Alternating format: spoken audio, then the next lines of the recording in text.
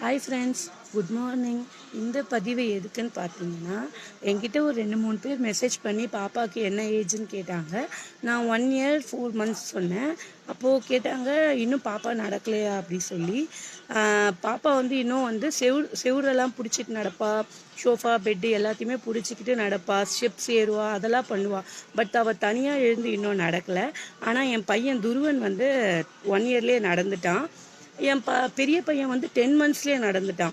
So என் பொண்ணு வந்து சீக்கிரமாக நடந்து மேரத்தான்லேயோ இல்லைனா வந்துட்டு ஒலிம்பிக்லேயோ போய் கலந்துக்க போகிறதில்ல. ஸோ அவள் பொறுமையாகவே நடக்கட்டும், ஒன்றும் பிரச்சனை இல்லை.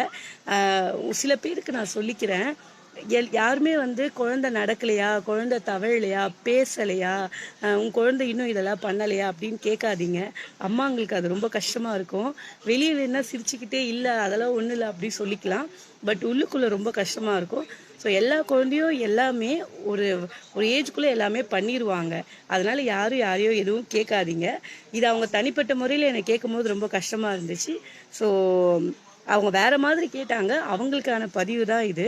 நான் அவங்களோட இது கூட நான் போட விரும்பல. பட் யாரும் எதுவும் கேட்காதீங்க. இந்த பதிவு உங்கள் மனசை கஷ்டப்படுத்தினா சாரி. எனிவே